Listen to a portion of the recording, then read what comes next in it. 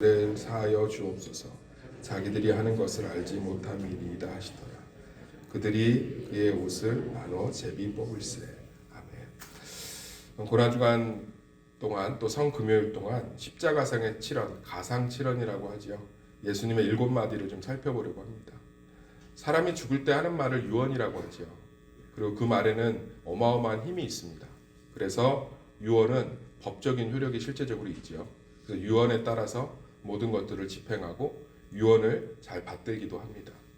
예수님은 십자가에서 돌아가시면서 생각보다 빨리 돌아가셨어요. 원래 십자가형이 진행되면 최소한 이틀에서 3일 정도 사람이 매달려서 말할 수 없는 수치를 당하는 수치형인데, 예수님은 워낙 그 전부터 시달리셨고 또 땀방울이 핏방울이 변하는 기도를 통해서 기력이 다 쇠진했기 때문에 쉽게 돌아가셨습니다. 그런데 예수님께서 돌아가시면서 7마디를 남기셨어요. 이 말은 예수님의 유언이고자 또 예수님의 놀라운 메시지인 줄 믿습니다. 그래서 이 고난주간 기간을 통해서 예수님의 7마디를 통해서 우리 삶 가운데 십자가와 예수님의 사랑의 능력들이 회복되기를 간절히 소망합니다. 많은 분들이 착각하는 것 중에 하나가 고난주간에 예수님의 고난에 동참하자고 그러는데 동참할 수 없어요. 예수님의 어머니, 그 제자들의 어머니들이 찾아와서 예수님의 그 영광을 자기 아들들이 누리게 해달라고 부탁하니까 내 잔을 마실 수 있겠느냐 그러잖아요. 그때 마시겠다 그러니 못 마신다고 그러잖아요. 예수님의 고난은 우리가 동참할 수 없어요. 다만 예수님의 고난이 누구를 위한 것인지 무엇을 위한 것인지 기념하는 것이죠.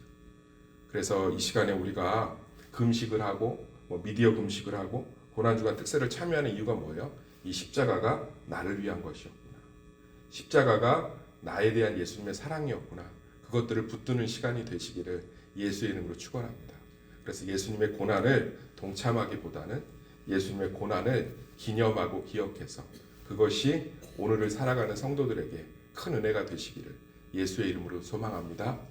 그 첫 번째 이 예수님의 처음 했던 말씀이 이거였어요. 따라하겠습니다. 아버지, 저들을 사하여 주옵소서. 자기들이 하는 것을 알지 못함이니이다. 우리가 십자가를 묵상할 때 놓치고 있는 게 뭐냐면 과거의 사건으로 묶어두는 거예요. 그러니까 이 고백이 예수님의 갈보리산 골고다 십자가에서 골고다 언덕 십자가에서 예수님 앞에 놓여 있던 그들을 조롱하는 수많은 사람들에게 했던 그때의 이야기로 받아들이는 경우가 많아요. 근데 이 예수님의 칠언은 오늘날 우리에게 행해지는 일인 줄 믿습니다. 예수님이 십자가에 달리신 그 사건은 오늘날 우리에게 주시는 사건인 줄 믿습니다. 십자가형은 절대적인 수치형이에요. 이 형벌이 여러 가지가 있잖아요. 감옥에 가두는 금고형이 있고 월급을 깎는 그런 감봉형이 있고 이 형에도 여러 가지가 있어요. 구속형도 있고. 그런데 십자가는 철저하게 수치형이에요. 로마가 거대한 제국을 이루고 났잖아요. 거대한 제국을 이루고 나니까 그 거대한 제국을 유지하기 위해서 제일 좋은 게 뭐냐면 강력한 법이에요. 강력한 법이 있어야 수많은 이방 민족과 방백들이 로마의 정부의 질서를 따르지요. 그래서 로마가 고민해서 만들어낸 최고의 형벌이 뭐냐면 십자가형이에요. 사람들이 이 고난 때리고 가두고 하면 그 순간에는 갇혀 있을 동안은 죄를 안 지는데 이게 끝나고 나면 또 죄짓더라는 거죠. 그래서 차라리 아예 그냥 사회적인 사형을 시키자, 관계적인 사형을 시키자. 그게 십자가형이에요. 십자가형은 웬만하면 집행하지 않았습니다. 왜냐하면 너무 이 사람은 그냥 관계적으로 다 죽이는 거예요. 생명만 죽이는 게 아니라 그러니까 그 가족까지도 삼족까지도 멸하는 거죠. 십자가형에 달리면 며칠씩 발가벗겨져서 수치를 당하니까 사람들이 묻는다고요. 가장 마을에서 좋은 곳, 가장 마을에서 높이 보이는 곳에다 십자가를 달아놓고 이 골고다에만 있지 않았어요. 로마가 다스리는 곳곳에 십자가를 그 처형 장소를 두었습니다. 그리고선 아니 저기에 왜 달렸대? 김호 목사는 그렇게 목회 잘하다가 왜 십자가형에 달렸대? 그러니까 수치형이에요. 이 십자가형에 자기 가족이나 친인척이 달리면 마을에 거주할 수가 없어요. 지금이 아파트 내 집에 들어가면 문 잠그면 아무도 모르고 옆집에 누가 사는지도 모르지만 옛날에 우리 시골 살아도 한 동네에 무슨 일이 있으면 다 알아요, 몰라요? 알죠. 그럼 유대 마을도 똑같았어요. 그럼 십자가형에 달리면 이건 뭐 사람이 살 수가 없는 거예요. 그냥 9시 뉴스나 신문에 인터넷에 그 사람이 했던 일, 그 사람의 얼굴, 그 사람의 신상, 그 사람의 가족, 그 사람의 모든 것들, 뭐 졸업한 초등학교까지 다 공개하는 수치형이에요, 수치형. 그래서 우리에게는 십자가가 아름답고 로맨틱하지만 이 당시의 십자가는 음란이었습니다. 음란한 죄 짓는 사람들이 달리는 곳이었어요. 십자가는 흉악이었습니다. 흉악범들이 달리는 곳이었어요. 십자가는 수치였습니다. 입에도 담지 못할 죄들을 짓는 자들이 달리는 곳이었습니다. 십자가는 절망이었습니다. 모든 사회적, 인간적, 가족적 관계가 끊기는 절망이었습니다. 십자가는 모든 고통의 총체적인 장소, 고통 그 자체였습니다. 그런 곳에 아무 죄가 없으신 하나님 어린 양 예수 그리스도가 달리셨습니다. 우리의 음란 때문에, 우리의 흉악 때문에, 우리의 이기심 때문에, 우리의 죄악 때문에, 우리의 교만 때문에, 우리의 분노 때문에 그곳에 달리셨습니다. 십자가를 바라보면서 무엇을 우리는 기억해야 됩니까? 그게 내 죄였구나. 예수님이 우리의 죄를 짊어지고 달리신 어떤 삼자의 일이 아니라 그 십자가의 그 수치형이 우리를 향한 사형 틀이었음을 기억하는 한 주가 되시기를 간절히 소망합니다. 그분이 우리를 용서하셨습니다. 아버지, 저들을 사하여 주옵소서. 예수님은 그 형틀에 달릴 만한 아무런 죄도 짓지 않으셨습니다. 그 형틀에 달릴 만한 어떠한 잘못도 하지 않으셨습니다. 오히려 예수님께서 판사봉을 가지고 많은 사람들을 십자가형 처형을 내려야 되는 그런 심판자였습니다. 그런 하나님이셨습니다. 그런 절대적인 선이고 절대적인 의셨습니다.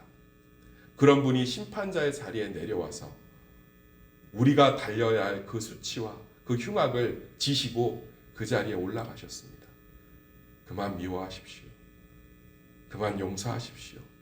그만 관대해지십시오.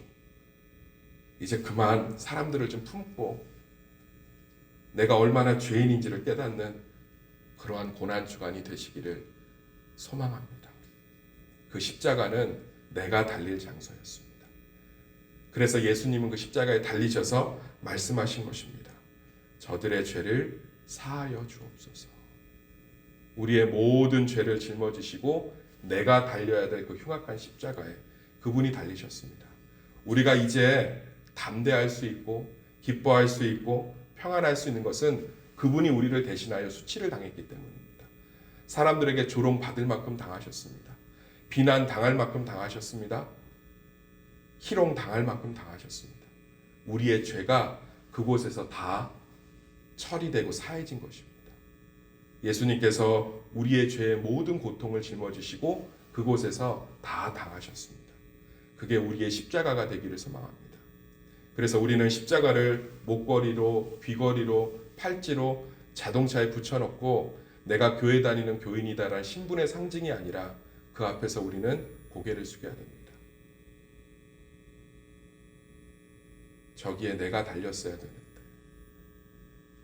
저기에 그 수치가 사실은 내 모습인데, 아마 로마 시대에 살 때 귀걸이에 십자가를 달고 목걸이에 십자가를 달고 마차에 십자가를 다는 건 상상도 못했을 거예요. 아마 난리도 아니었을 거예요. 도대체 저 흉악한 저 수치스러운 십자가를 왜 달고 다닐까? 근데 초대교회 성도들은 그 십자가를 자랑스러워했습니다. 예수님이 그곳에 달리심으로 말미암아 우리의 모든 죄가 다 사해지고 예수님의 십자가에 내 모든 수치와 흉악과 모든 것들이 못 박혔기 때문입니다. 우리에게 십자가는 고개가 숙여지는 하나님이 우리를 위해 우리의 죄 때문에 달리신 그러한 곳이 되기를 소망합니다. 다투다가도 힘들다가도 교만하다가도 절망하다가도 속상하다가도 상처받다가도 십자가만 보면 위로가 되는 이유가 무엇입니까?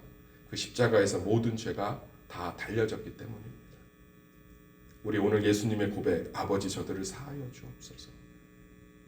그 십자가가 내가 달릴 그곳이었다는 것들을 묵상하는 한 주가 되시기를 소망합니다.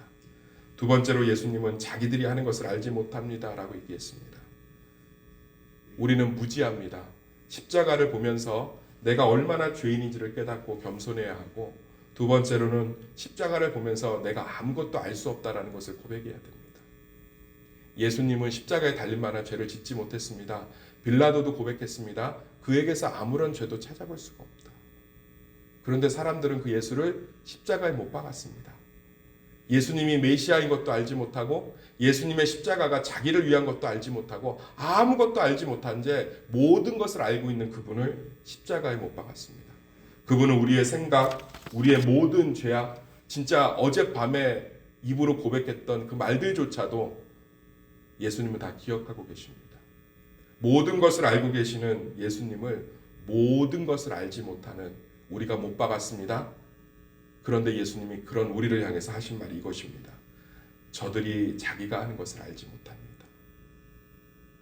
예수님은 우리의 무지를 탓하지 않으셨습니다. 우리의 실수를 탓하지 않으셨습니다. 우리의 잘못을 탓하지 않으셨습니다. 몰라서 그렇구나. 그분 앞에 우리의 무지를 겸손히 인정할 때 하나님의 참된 지혜와 인도하심을 경험할 수 있는 줄 믿습니다. 십자가는 그래서 겸손입니다. 우리가 연약하고 우리가 부족하고 우리가 실수할 때 예수님이 십자가에서 우리를 바라보며 탓하는 것이 아닙니다. 하나님, 저들을 보십시오. 죄 없는 나를 못 박아놓고 저렇게 희롱하고 조롱하고 좋아하고 고개를 절레절레 흔들고 침뱉고 채찍질하는 저들을 보십시오. 저들이 인간입니다. 용서가 되겠습니까? 라고 얘기하지 않으셨습니다. 아버지, 저들이 잘 몰라서 그렇습니다. 지금도 하나님 옆에서 그 얘기를 하고 계세요. 우리가 실수하고 넘어지면 하나님 보세요. 장로가, 집사가, 권사가, 목사가 저러고 있습니다. 네, 저런 자들을 위해서 제가 십자가에 죽었어요. 하나님, 저 용서가 되세요? 아니요. 아버지, 저들이 잘 몰라서 그래요. 아버지, 저들이 자기가 하는 것을 잘 알지 못해요. 저게 지금 뭐 하는 건지도 모르고 얘기하고 있고, 저게 결국 어떤 결과를 만들지도 모르면서 선택하고 있고, 저러고 있어요. 아버지, 저들이 잘 알지 못해서 그래요. 이게 십자가의 사랑인 줄 믿습니다. 여러분, 억울하게 죽을 때 아무런 잘못도 없고 오히려 원수된 자들을 위해서 평생 병 고치고 베푸시고 치유하시고 전도하신 예수님이 십자가에 달릴 때 여러분 같으면 무슨 말을 하겠습니까? 억울해, 억울해. 나는 이럴 만한 죄를 짓지 않았어. 억울해, 억울해. 그런데 예수님은 그 억울한 십자가에서 순수하게 고백하셨습니다. 하나님, 저들이 하는 것을 알지 못합니다. 자신들을 향해서 조롱하고 희롱하고 우롱하고 침뱉고 모멸감을 주고 고개를 절레절레 흔들면서 저주하고 원망하고 끊임없이 내뱉는 저들을 보면서 예수님 말씀하셨습니다. 하나님, 저들이 하는 것을 알지 못합니다. 우리는 이렇게 무지합니다. 그 예수님의 사랑과 그 예수님의 자비 앞에 나와야 될 줄 믿습니다. 그 예수님 바라보면서 서로를 그런 눈으로 바라봐야 될 줄 믿습니다. 그런 예수님을 바라보면서 자기 자신을 용납하시기를 소망합니다. 그런 예수님의 사랑이 함께하고 있으면서 이제는 자기 삶을 축복하셨으면 좋겠습니다. 이런 사랑 어디서 받기 어렵습니다. 세상 어디서 우리가 용납받겠습니까? 평가받지. 아주 평가가 가득한 세상을 살아가고 있습니다. 수많은 평가 속에서 넌덜머리가 나고 진이 다 빠져서 교회에 오는데 교회에 와서도 평가합니다.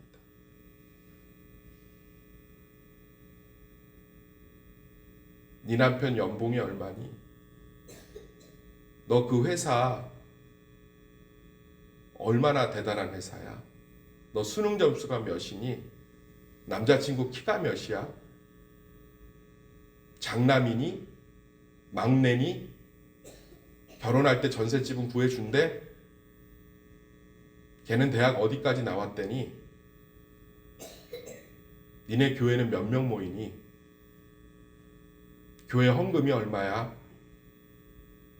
수많은 평가 속에 살아갑니다. 징글징글할 정도로 평가 속에 살아가요. 그 평가를 진짜 객관적으로 하실 분이 누구십니까? 예수 그리스도예요. 근데 판단하지 않고 딱 한마디 하셨어요. 하나님, 저들이 하는 것을 알지 못합니다. 판단하지 않으신 거예요.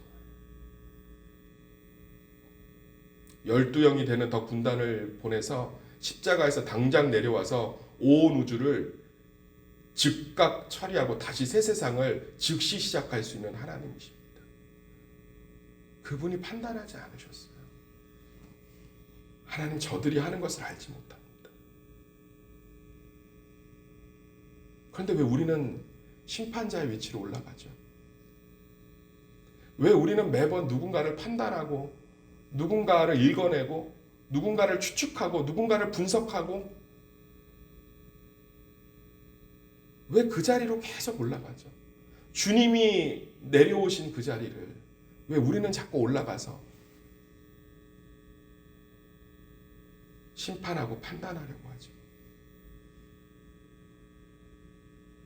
왜 우리는 하나님 앞에서도 우리를 평가받으려고 하죠? 내가 기도 몇 시간 했습니다. 내가 이렇게 열심히 했습니다. 내가 이렇게 했습니다. 이렇게 했습니다. 판단하여 주시고 선물 주시죠.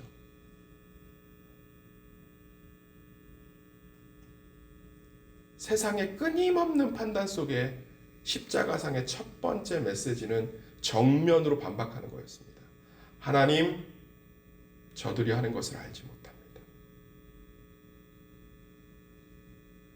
이미 판결이 내려졌습니다. 세상의 모든 심판을 예수님은 받으셨습니다. 판단을 받으셨습니다. 너는 루저야. 너는 죄인이야. 너는 흉악범이야. 너는 끝났어.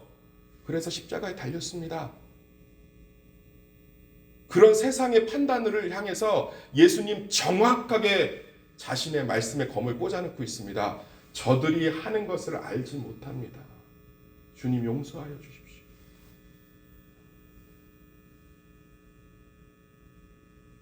이 시간 이후로 판단하지 마십시오. 하나님께 판단받지 않은 자들이 다시 판단의 자리로 올라가서 분석하지 마십시오. 판단하지 마십시오. 그 하나님의 넉넉한 사랑과 은혜 가운데 스스로를 용납하시고 용서하시고 그 하나님의 사랑 가운데 서 계시기를 예수의 이름으로 소망합니다. 우리 다시 한번 좀 따라했으면 좋겠습니다. 하나님, 저들이 하는 것을 알지 못합니다.